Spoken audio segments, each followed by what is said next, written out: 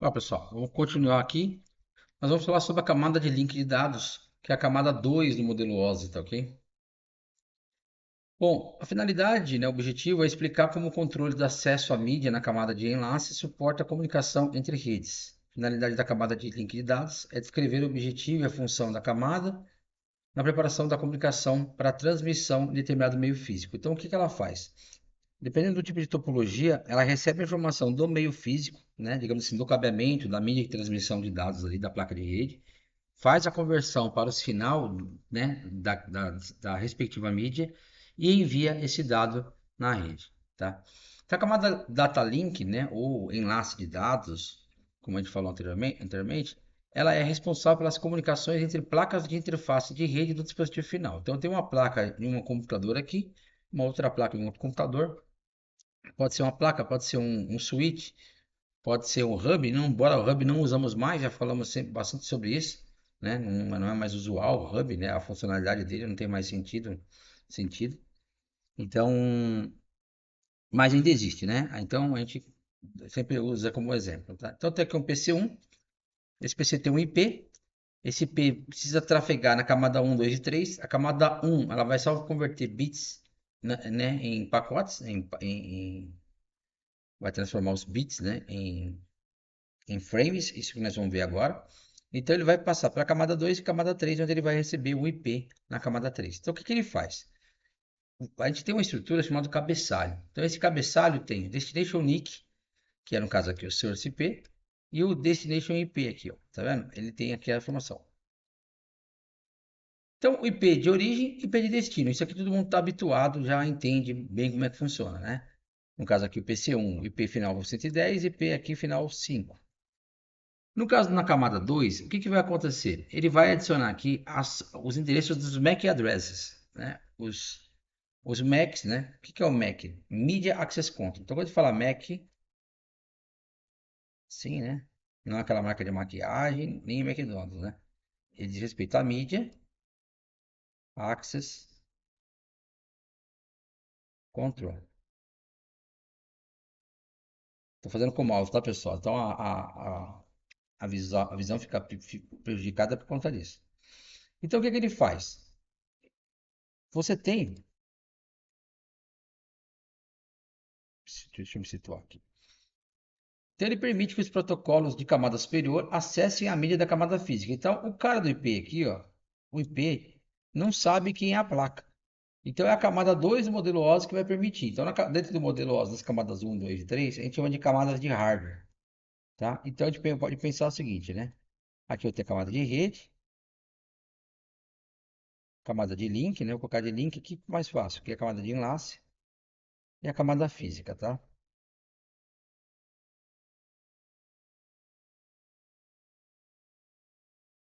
A camada de rede tá o IP aqui, ó. Para ela acessar a camada física e mandar os dados aqui, os bits e bytes para cá, o que, que ele precisa fazer? Ele precisa acessar o meio físico. Quem está no meio físico? A placa, né? A placa com o cabo de rede conectado aqui. Então ele vai associar esse cara aqui com o MAC address.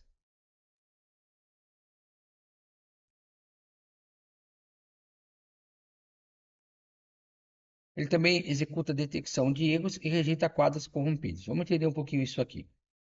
Então, o padrão 802 LAN-MAN, né, caso Local Area Network, Metropolitan Area Network, é específico para o tipo de rede Ethernet, WLAN, WPAN. A camada de link de dados consiste em duas subcamadas: controle de link lógico, LLC, Logical Link Control, e controle de acesso à mídia, né, Media Access Control aqui, MAC. Então, ele tem dois substratos, né? Tem um sublayer aqui, o LLC, e a MAC.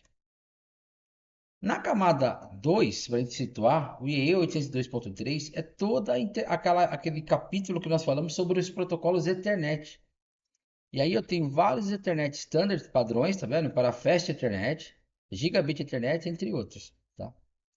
Vários WLAN Standards para diferentes tipos de Wireless Communications. Então, a gente tem 802.11a, 802.11b, 802.11ax. Tem vários modelos, entre vários modelos ou várias categorias de redes. várias categorias de redes dentro dessa estrutura, tá bom? Então, aqui nós vamos ter, dentro da camada LLC, né, o controle de link lógico. A camada LLC se comunica entre o software de rede das camadas superiores, no caso ele vai dar o acesso aqui nas camadas superiores, e o hardware do dispositivo nas camadas inferiores. Então, aqui embaixo nós estamos falando de hardware, tá? Especificamente da placa. A subcamada MAC é responsável pelo encapsulamento de dados e o controle de acesso à mídia. Então, o Mac vai pegar esses dados, vai encapsular os dados e vai acessar a mídia. Quando você acessa a mídia, você tem alguns problemas que podem acontecer, né? Por exemplo, pacotes trocados entre nós podem enfrentar várias camadas de link de dados e transições de mídia. O que que é isso? Imagina que você tem aqui, por exemplo, várias suítes. Tá? Então você imagina que seu computador está aqui. Seu computador, lá, seu notebook, lá, por exemplo, tem aqui uma placa de rede aqui dentro. Você vai conectar esse cabo de rede numa interface aqui, num Keystone, provavelmente. Esse Keystone vai estar ligado num switch,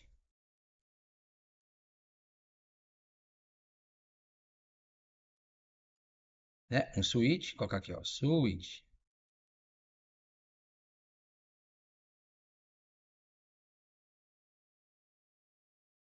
Você vai entender, né?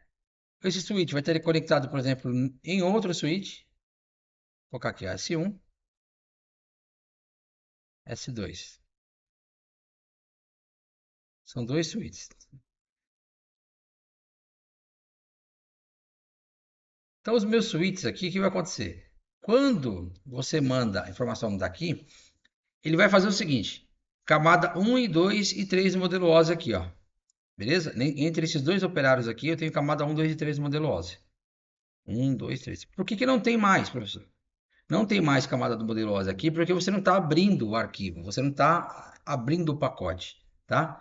Entre esses dois operários aqui também, vai ter, de novo, mais a camada 1, 2, 3 novamente atuando, tá? Então, novamente você vai ter essa configuração aqui.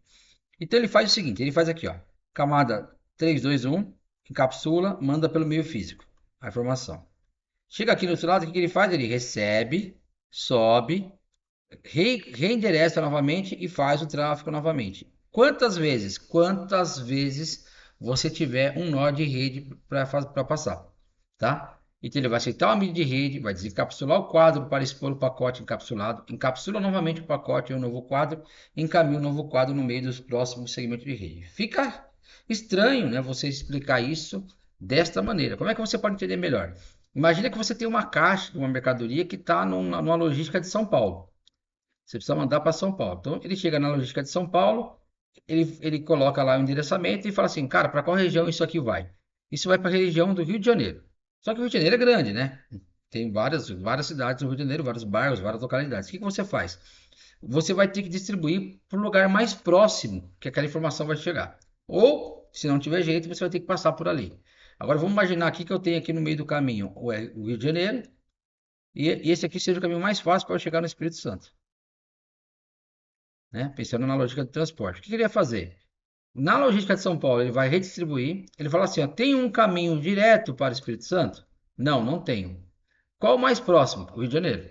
Então, o que ele faz? Ele pega essa informação, a caixa, no caso, da mercadoria, coloca no transporte e direciona esse para o Rio de Janeiro. Quando chega no Rio de Janeiro, o que ele faz? Ele desembarca a mercadoria, porque ele tem mercadoria do Rio de Janeiro e do país todo, para transmitir para outros lugares também. Então, o que ele faz? Ele vai realocar aquilo, que é o que fala aqui, ó, desencapsulou o quadro para expor o pacote encapsulado. Quando chegar lá no Rio de Janeiro, ele fala assim: para onde é esse pacote? Esse pacote é para o Espírito Santo. O que ele faz? Encapsula novamente o pacote e o novo quadro, que é esse camarada aqui de baixo. Vai encapsular de novo, vai encaminhar pela rede essa informação, esse pacote, vai chegar no Espírito Santo. O que vai acontecer no Espírito Santo? Aceita o quadro da mídia de rede, desencapsula o quadro para expor o pacote encapsulado. Se chegou no destino, ok. Se não, ele repete o fluxo. Se fosse para Bahia, por exemplo, ele repetiria o fluxo aqui. Ele teria outra suíte no caminho. Não seria suíte, no caso seria roteador no caminho aqui, mas é só para exemplificar essa questão do encapsulamento. Por quê? Camada 2 acontece no nível de suíte, não acontece no nível de roteador, tá bom? Então, por que que é feito dessa forma? Porque os vários órgãos, né, de normativa, o IE, o I3E, a gente chama carinhosamente no Brasil de I3E, a ANSI, eu nunca sei como falar isso corretamente, né, o ITU e a ISO, são órgãos internacionais de padronização. Então, a OIT, no caso aqui, fica até mais fácil da gente mesclar aqui, ó. Ele é a União Internacional de Telecomunicações, né? A Organização Internacional de Normalização, que é a ISO, o Instituto Nacional Americano de Padrões, o ANSI, e o IEE, que é o Instituto de Engenheiros Elétricos e Eletrônicos. Então, esses protocolos de camada de link de dados são definidos por esses conjuntos de normativas. Por quê? Você está usando uma telecomunicação que já existia, por isso que o IEE está envolvido. Você está usando uma estrutura pré-existente, por exemplo, de telefonia. Então, você está usando aqui a OIT, por exemplo, as normas já descritas na OIT. Então, a ideia não é substituir uma norma, até precisa substituir. Você tem que evoluir ela, né? Você tem que melhorar ela e você fazer uma atualização. Então, você vai ter sempre essas normas envolvidas entre os padrões, dos padrões de dados, de comunicação em geral. Para entender melhor um pouquinho isso, a gente precisa entender que tem topologias diferentes para tipos de redes diferentes. A topologia de uma rede é o arranjo, né, a organização e o relacionamento dos dispositivos de rede entre as interconexões de todos os devices. Dois tipos de topologias usadas a descrever redes. Topologia física mostra as conexões físicas como os dispositivos estão interligados. Topologia lógica identifica conexões virtuais entre dispositivos, a interface de dispositivo e esquema de endereçamento IP. Vamos entender um pouco disso aqui, tá? Vai ter depois na parte de classificação, de subnets, de VLSM, nós vamos entrar a fundo nessa parte, você vai entender um pouco melhor essa parte. Então, existem três topologias físicas comuns de WAN, Wide Area Network, ou uma rede externa, se você quiser chamar assim, né? Uma rede global. Uma rede ponto a ponto, que é uma topologia mais simples e comum, consiste em uma ligação permanente entre dois pontos finais. Vamos imaginar uma prefeitura. Eu tenho uma prefeitura aqui de uma determinada cidade, e aí você no final da avenida aqui você tem uma secretaria, a Câmara dos Vereadores, e você precisa fazer hoje transmissão pela internet, fazer uma série de coisas, trocar dados muito sigilosos, né, criteriosos. O que você faz? Em vez de você ir para a internet, né, hoje é possível, lá atrás não era possível isso, dessa forma como é hoje, você faz uma conexão direta, você passa um cabo do seu roteador aqui entre a unidade A e a unidade B e conecta as duas unidades aqui, ó. Então, uma ligação ponto a ponto, tá? Tudo bem até aí? Então, aqui você usa um roteador, um equipamento, um modem, por exemplo, né? Para usar uma linha telefônica, você vai usar um modem, por exemplo, né? Que é um modulador e demodulador. Então, quando você fala modem, é modulador e demodulador. Então, ele modula o sinal e depois ele demodula o sinal para receber do outro lado, né? É como se fosse assim, ó, eu embaralho e desembaralho esse sinal na rede, tá bom? O Hub Spoke, né, é semelhante a uma topologia em estrela, no qual um site central interconecta sites de filial por meio de links ponto a ponto.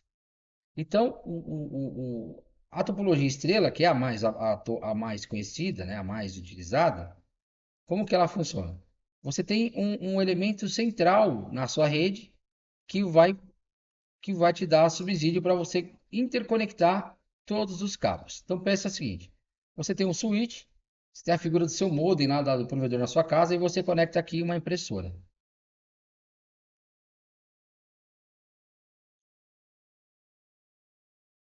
E aí você tem lá na outra ponta um computador.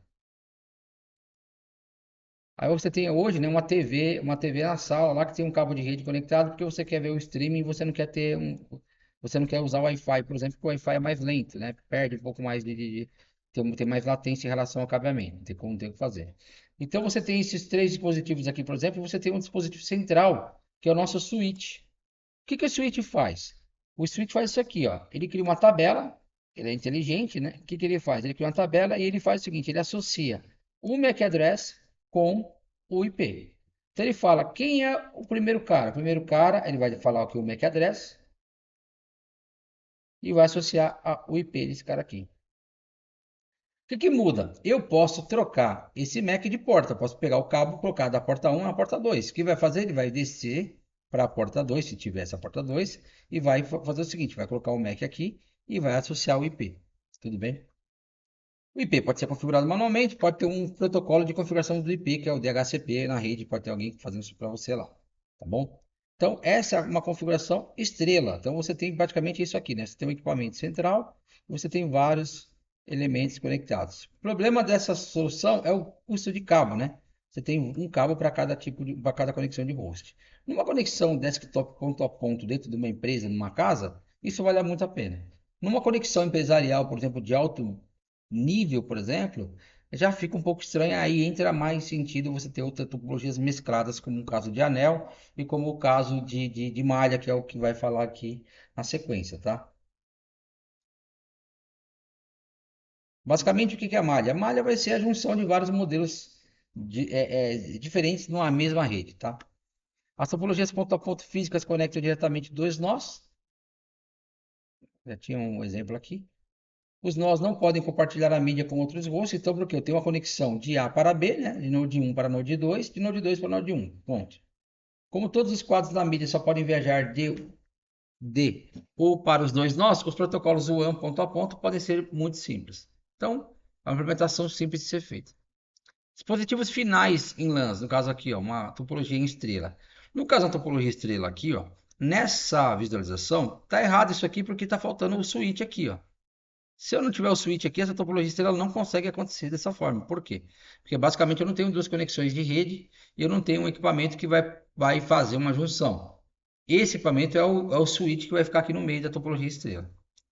Uma topologia antiga que não é mais utilizada, era usada com cabo coaxial, é a topologia em bus, né, ou em barramento, tá? O barramento, como é que ele é feito? Você tem várias máquinas conectadas, só que tem um problema. Se esse cara aqui cai, ele derruba todo a minha estrutura.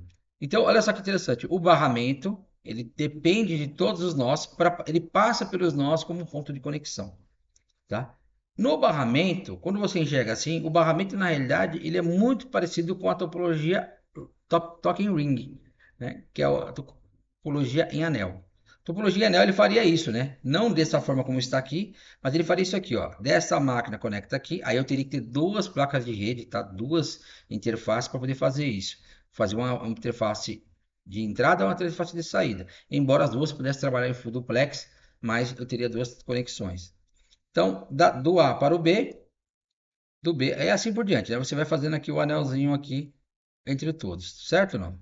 Aí você tem uma vantagem aqui. Qual que é a vantagem? Digamos, hipoteticamente, que você perdeu essa comunicação. O que que você faz? Como são dois cabos, você consegue colocar ali um terminador físico, tá? Fisicamente um terminador ali. Você faz isso aqui, ó. E aí você inverte o lado. Como assim, professor? Eu vou ter um link indo e um link voltando.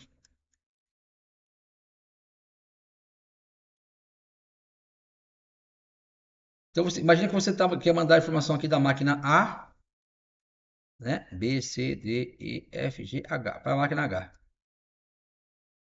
O que vai acontecer? A máquina H, quando ela precisa mandar a informação, ela tem que passar por todas as máquinas, né? A, B, C, D, E, F, G, H, todas as máquinas. H, F, E, D, C, B, até chegar aqui, certo? Ela vai ter que fazer esse caminho aqui. Quando a informação volta, volta pelo outro cabo. Então imagina que a informação está fazendo isso aqui, ó. Colori com outra cor para ficar mais fácil de entender. Imagina que ele está fazendo isso aqui, né? Imagina que ele tem um caminho para ir. Ficou muito ruim, né? E um caminho para voltar. Certo? Como se tivesse duas pistas na mesma empresa, né? Só que esse finalzinho aqui não seria, no caso, uma rotatóriazinha aqui, né? Nem nada. Ficaria. Não deu para corrigir tudo. Seria uma forma de você mandar informação. Então, o custo, né, com cabo é muito alto aqui, né? E o risco de você de cair é muito alto também. No caso da topologia estrela estendida, é aquela condição de você ter, por exemplo, um campus. Aqui eu tenho várias salas com vários suítes, vários equipamentos conectados. Então, eu vou ter várias estrelas aqui dentro da minha estrutura. Comunicação half duplex. Comunicação half duplex, hoje em dia, pessoal, hoje em dia, tudo é full duplex, tá? Você só vai ter casos desse aqui de half duplex, uma especificação, você tem que especificar isso aqui, se você tiver, por exemplo, utilizando o IoT. tá? A IoT usam, por exemplo, conexões seriais, conexões serializadas, você que tem esse problema.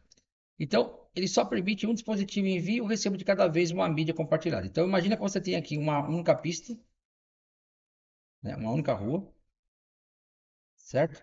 E aí você tem um veículo, por exemplo, você já deve ter visto em filme ou já ter passado por isso quando tem congestionamento, por exemplo. Que aí fica lá o guarda de trânsito, o que que ele faz? Ele faz o seguinte, olha, tá liberado o trânsito nesse caminho aqui, ó. Então, o camarada vai andando aqui, ó, certo? E aí, por exemplo, eventualmente ele sinaliza aqui quem é o último cara. Ele fala assim, olha, cara, você é o último cara aqui, ó, né? No caso, na ponte pêncil, ele te dá uma bandeirinha para você carregar a bandeirinha. Então você leva essa bandeirinha até lá na frente. Quando chegar lá na frente, o que você faz com a bandeirinha? O guarda fica com a bandeirinha aqui na mão e libera o trânsito no sentido oposto. Nesse sentido oposto aqui, ó. O trânsito vai. Aí ele manda o próximo cara aqui parar, sinaliza aqui, entrega a bandeirinha para o próximo coleguinha daqui. O coleguinha daqui leva a ponte, leva a bandeirinha até o último guarda lá. Então ele faz hora envia, hora encaminha, tá bom? Isso que ele fala que só permite que um dispositivo envie ou receba de cada vez. Então, se eu tenho lá uma mídia de 100 megabits, por exemplo, 10 megabits por segundo, por exemplo, necessariamente não vou ter 10 mega porque eu vou ter que eventualmente parar para escutar ou para receber. Por exemplo, aqui, full duplex eu tenho o contrário, eu tenho uma rodovia, né, mais moderna, uma pista mais moderna, mais estruturada, que eu tenho. Cadê meu camarada aqui? Imagina que você tem uma rua aqui, você tem um sentido para ir, um sentido para voltar. Se der problema no sentido, não atrapalha o outro, né? Então eu tenho uma pista para ir, uma pista para voltar automaticamente. Então, as tecnologias da internet, em sua grande maioria, são full duplex. Então você vai ter 100 mega full duplex, 100 mega para ir, 100 mega para voltar, tá? Você vai ter lá 1 giga, 1 giga para ir, 1 giga para voltar. 10 giga, 10 giga para ir, 10 giga para voltar. Beleza? Então todos os computadores Ethernet, né, modernos quando eu falo assim, de mais de 10 anos para cá, já operam no modo full duplex. Então, o método de controle de acesso. Todos os nós operando em half duplex competindo pelo uso do meio. Exemplos são: a operadora detecta o acesso múltiplo com detecção de colisão. Então, o protocolo Ethernet, a gente já falou um pouco sobre isso, especificamente tem um vídeo só sobre isso, um resumo, né? Só sobre isso, mas a gente pode pegar aqui, ó. Deixa eu trazer o mouse sumiu aqui para mim. Então, olha só. Nós vamos ter dois tipos de mecanismo de detecção. Quais são? O mecanismo. Essa letra é muito ruim, né? Deixa eu anotar mais coisa. Nós temos o CSMA-CD.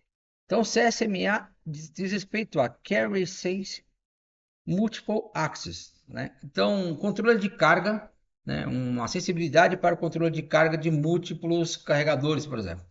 E aí ele tem um CD aqui que significa Collision Detect. Isso aqui, ó, é cabo, tá? O que é cabo? Isso aqui só ocorre em conexões cabeadas, mídia física, tá?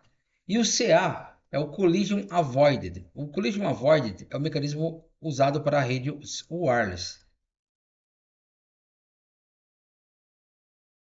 beleza? Então, por quê? Porque são mecanismos diferentes. Não vamos entrar em detalhamento agora, mas basicamente, imagina que você está numa pista aqui, ó. Imagina que aqui você está na rodovia Dutra, tá? Você tem uma pista aqui, uma rodovia Dutra, que a velocidade média é 110 km por hora,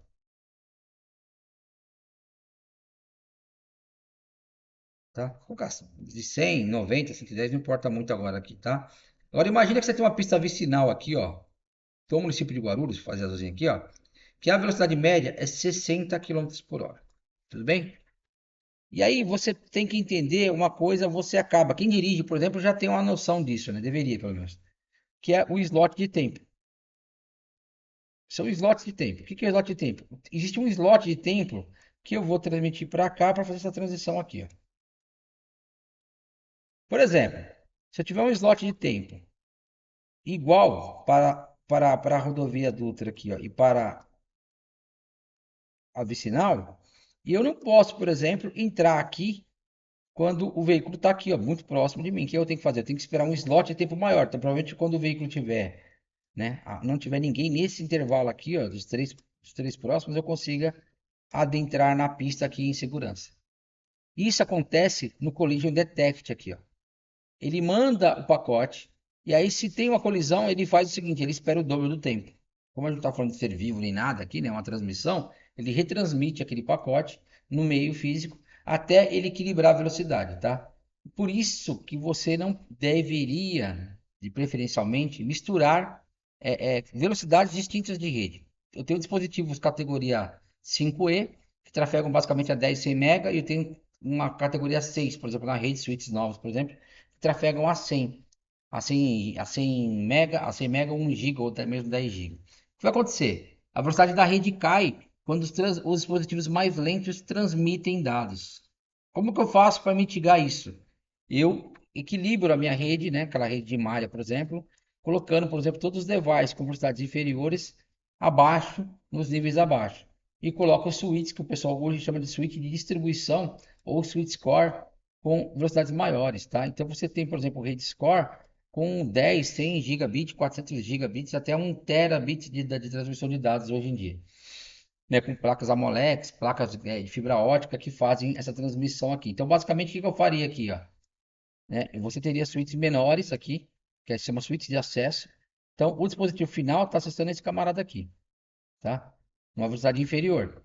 Mas como esse cara aqui vai concentrar várias conexões, 24, 48 conexões, por exemplo, aqui, e vai mandar para o switch aqui de switch core, então você consegue segregar essa rede dessa forma, tá?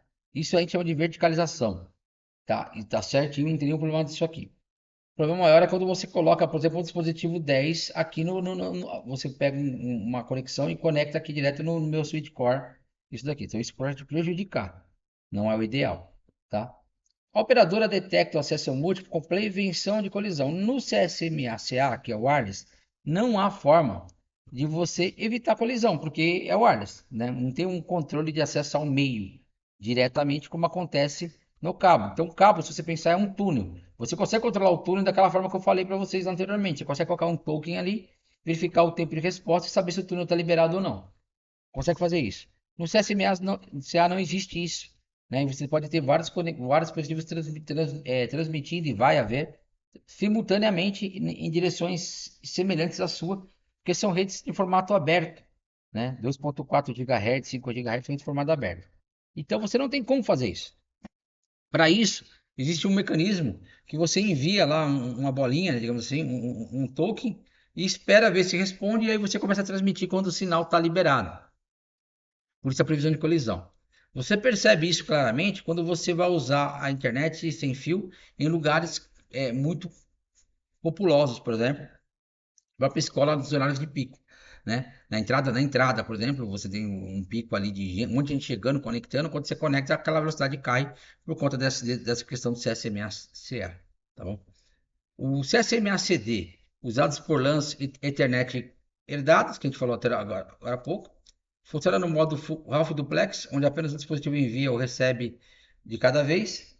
Usa um processo de detecção de colisão para controlar quando o dispositivo pode enviar e o que acontece se vários dispositivos enviarem ao mesmo tempo. Então, exemplo, pegando agora aquele exemplo da topologia estrela, eu tenho várias, aqui um switch centralizador, vários enviando simultaneamente. O que acontece quando todos enviam junto? Vai haver uma colisão aqui, né? Então ele vai fazer um mecanismo de priorizar um de cada vez aqui, ó, e botar a fila em ordem, tá? Isso é o que acontece aqui. Dispositivo que transmite simultaneamente resultarão em colisão de sinal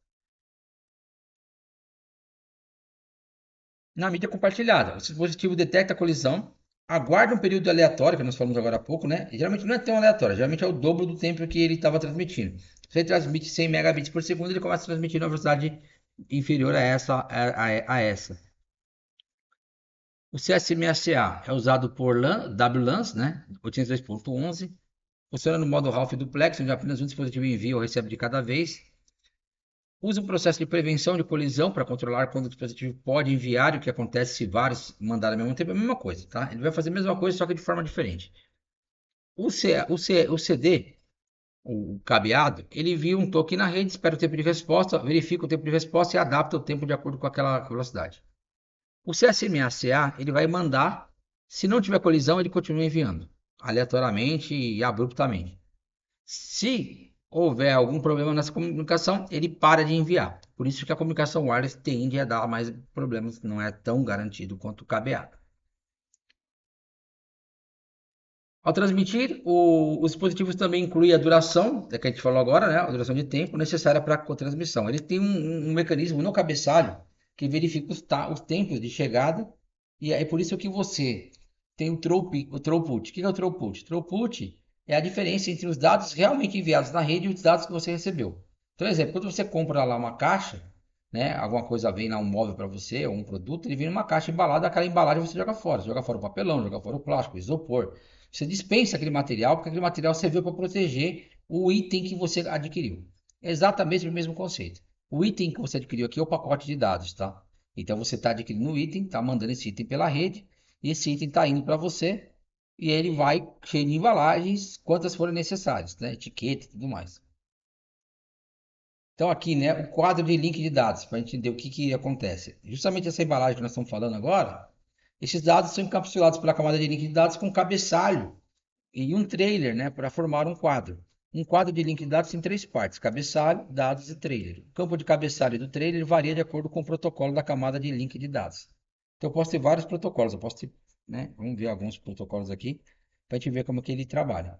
Então aqui eu tenho o header, que é o cabeçalho, né, o meu packet data, né, onde vai os dados de fato, e o trailer, certo? O que tem no header? Frame start, endereço, o tipo e o controle. Camada de dados, você percebe que diminuiu aqui a proporção de dados? Aí eu tenho um mecanismo de correção de detecção e eu tenho um frame stop aqui, certo? Então eu tenho um frame start e um frame stop. Então, frame start e stop identifica o início e o fim do quadro. O endereçamento indica a nós de origem e destino. O tipo identifica o protocolo encapsulado na camada 3. O controle identifica serviço de controle de fluxo. Os dados, a carga útil do quadro, são os pacotes de fatos. E o detecção de erros usados para determinar erros de transmissão. Camada 2, também referido como endereço físico, contido no cabeçalho do quadro, é usado apenas para a entrega local de um quadro de no-link, atualizado por cada dispositivo que caminha o quadro. Lembra aquele exemplo que nós falamos da transportadora? Olha ele aqui de volta.